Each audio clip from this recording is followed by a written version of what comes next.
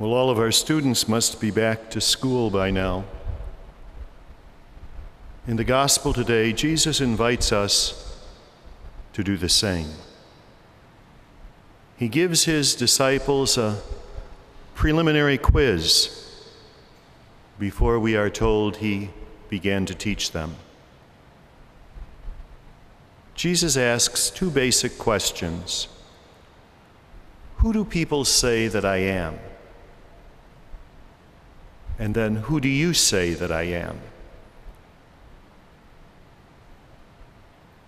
The disciples of Jesus included at least 4 fishermen: Peter, Andrew, James, and John, and 1 tax collector, Matthew. These occupations provided ample opportunities for the followers of Jesus to get out and about and to hear what people were saying in the marketplace or on the shore about this new roaming rabbi. They linked Jesus to John the Baptist, whose fiery preaching was well known, and to earlier prophets like Elijah.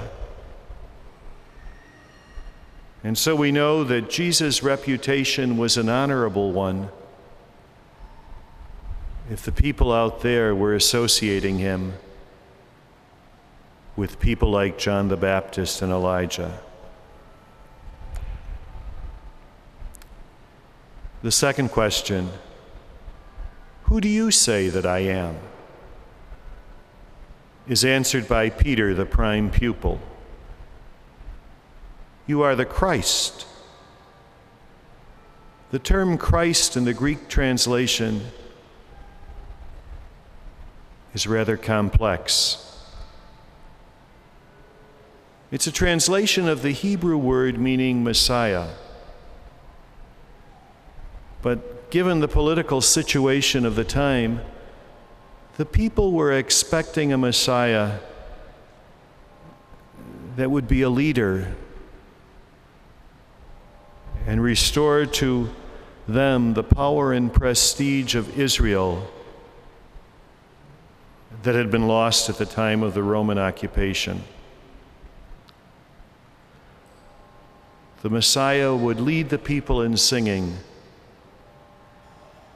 "Happy days are here again." But then how disappointed the disciples were, and especially Peter, when Jesus promptly warned them not to broadcast the title. There were to be no banners announcing Jesus of Nazareth, the new King of David. And so those happy days are really sad days, for he would suffer greatly, be despised by the Jewish leaders, and be killed. And then he added, and rise again in 3 days. Those last words made no sense at all to the people who were listening. They know once you were killed, you were dead. You fall down and stay down and don't get back up again. And then Peter challenges Jesus, almost rebukes him.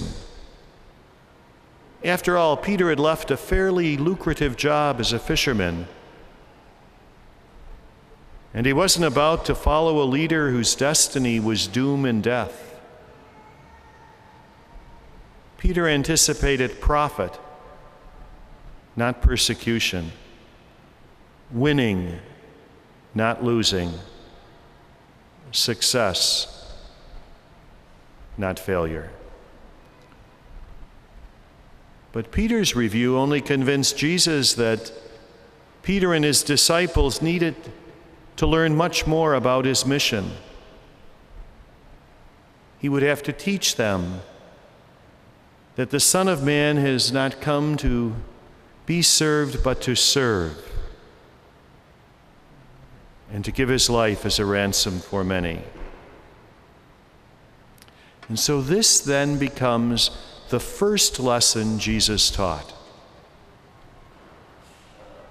He wanted them to know what it would be like to be in the school of the Lord's service. It's the beginning of the year. What is our reaction to this preliminary presentation? Are we in the right school? Is this the same course for which we signed up? Is Jesus trying to flunk us on the first day of class? All of our concerns come back to that basic question, the preliminary test. Who do you say that I am? What kind of Christ do we want? How do we define and describe Jesus? Is he a teacher who makes no challenges, who demands no hard work, who prefers to entertain us rather than to challenge us? Does he energize us?